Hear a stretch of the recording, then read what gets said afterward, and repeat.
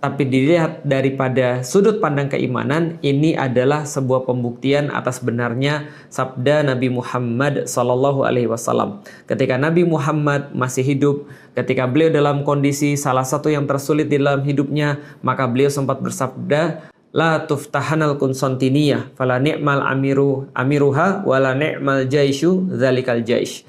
Akan dibebaskan kota Konstantinopel. Sebaik-baik pemimpin adalah pemimpin pada saat itu, dan sebaik-baik pasukannya adalah pasukan yang dia pimpin pada saat itu.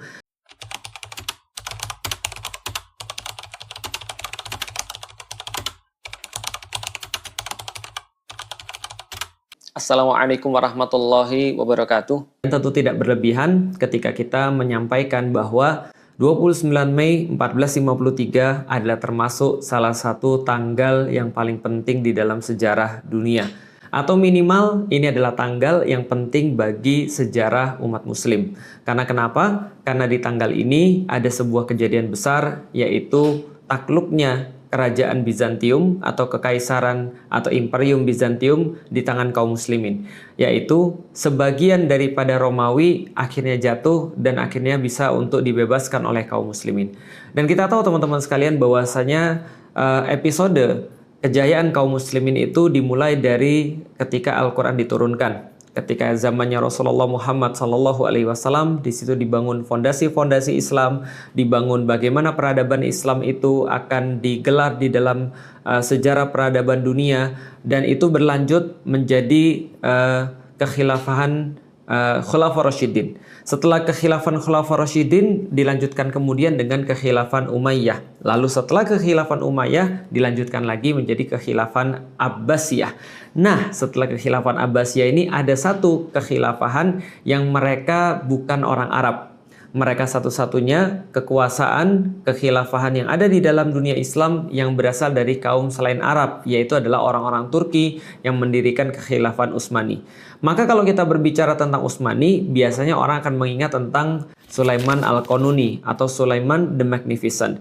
Tapi sebenarnya Sulaiman the Magnificent itu kalau seandainya kita bicara Islam tuh naik kejayaannya dari zaman Rasulullah sampai kemudian pada satu titik, lalu kemudian stagnan sampai dengan titik yang satu, kemudian turun ke bawah. Nah, sebelum turun inilah kekuasaannya Sulaiman Al-Qanuni. Tapi sebelumnya, ketika pemuncak daripada peradaban Islam itu bisa kita katakan di tahun 1453 di tanggal 29 Mei. Kenapa? Karena pada saat itulah Muhammad II bin Murad yang saat itu masih bergelar Sultan Utsmani, masih belum menjadi kekhilafan Utsmani, maka Sultan Muhammad II bin Murad membebaskan kota Konstantinopel lalu menutup peradaban Romawi sebelah timur atau peradaban Imperium Bizantium dan membuka kota Konstantinopel menggantinya menjadi Istanbul. Dan semua itu terjadi pada tanggal 29 Mei 1453. Kenapa ini menjadi sebuah tanggal yang sangat penting? Karena inilah menjadi sebuah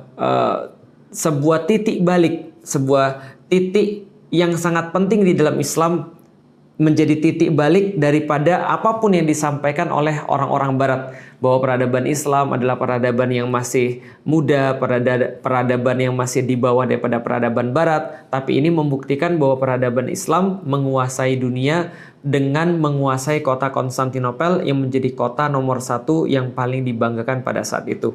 Nah teman-teman sekalian, inilah kejadian sangat penting. Tapi pentingnya tanggal 29 Mei 1453 bagi saya secara pribadi bukan hanya itu. Tapi dilihat daripada sudut pandang keimanan, ini adalah sebuah pembuktian atas benarnya sabda Nabi Muhammad SAW. Ketika Nabi Muhammad masih hidup, ketika beliau dalam kondisi salah satu yang tersulit di dalam hidupnya, maka beliau sempat bersabda, La tuftahanal Konstantiniyah, fala ni'mal amiruha, wala ni'mal jaishu, dzalikal jaish.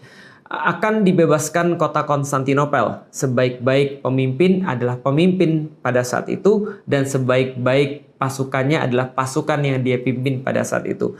Maka 825 tahun sebelum 1453, Rasulullah sudah menyampaikan sebuah kabar gembira kepada para sahabat yang pada saat itu jangan pun mereka pergi ke Konstantinopel atau mereka pergi ke kota Roma, dua kota yang paling besar pada saat itu. Bahkan berangan-angan pun mereka masih sulit untuk membayangkan karena mereka hanya mendengarkan cerita-cerita saja tentang dua kota yang paling besar saat itu di dunia.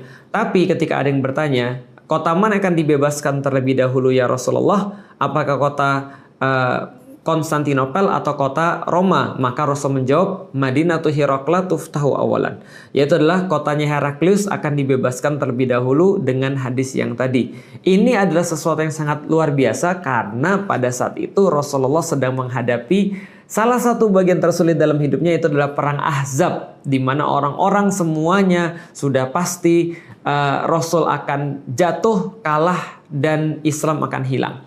Tapi tentu saja apa yang disampaikan oleh Rasulullah Sallallahu Alaihi Wasallam adalah sebuah magical, adalah sebuah yang memang seharusnya terjadi. Maka 825 tahun setelah itu Muhammad Al-Fatih merealisasikan hadis daripada Rasulullah Sallallahu Alaihi Wasallam dan menjadikan Konstantinopel itu dibuka sesuai dengan sabda Nabi Muhammad Sallallahu Alaihi Wasallam. Maka bagi kita, bukan hanya bagi saya, bagi orang Muslim, 29 Mei 1453 bukan hanya sebuah tanggal yang bersejarah bagi dunia ataupun bagi kita, tapi lebih daripada itu, ini adalah salah satu penguat bagi kita bahwa ucapan Rasulullah Sallallahu Alaihi Wasallam pasti benar adanya. Maka ketika Rasul mengucapkan la tuftahanal Konstantinia fala ni'mal amiru amiruha wala ni'mal jaisyu dzalikal jaish, maka pada saat itulah semua kaum muslimin sudah yakin bahwasanya kota Konstantinopel pasti akan takluk. Kenapa? Karena yang bicara adalah Rasulullah Sallallahu Alaihi Wasallam. Sedangkan 825 tahun kemudian itu hanyalah pembuktiannya saja, itu hanyalah bonusnya saja. Artinya, siapapun yang meyakini Rasulullah, dia pasti akan menjadi istimewa. Karena tidak ada satupun yang diucapkan oleh Rasulullah, kecuali dia pasti adalah istimewa.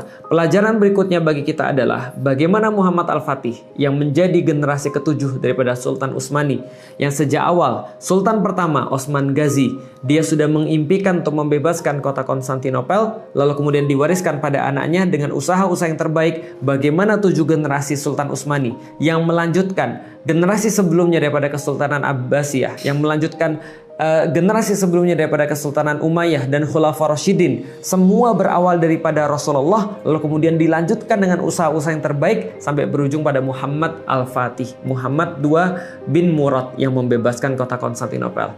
Tentu masalah yang kita punya sekarang lebih besar dan lebih banyak daripada kekuatan kita.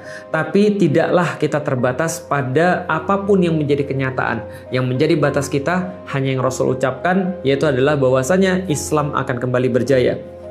Andaikan kita mengambil pelajaran di sini, Konstantinopel bebas di tahun 1453, itu hanyalah bonus, karena sebenarnya Konstantinopel sudah bebas 825 tahun sebelumnya ketika keluar daripada lisan Rasulullah, la tuftahanal Konstantinia.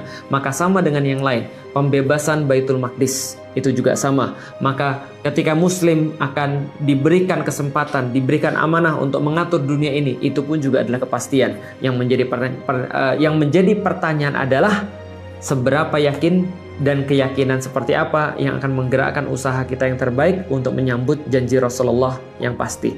Remember 1453, remember 29 Mei 1453.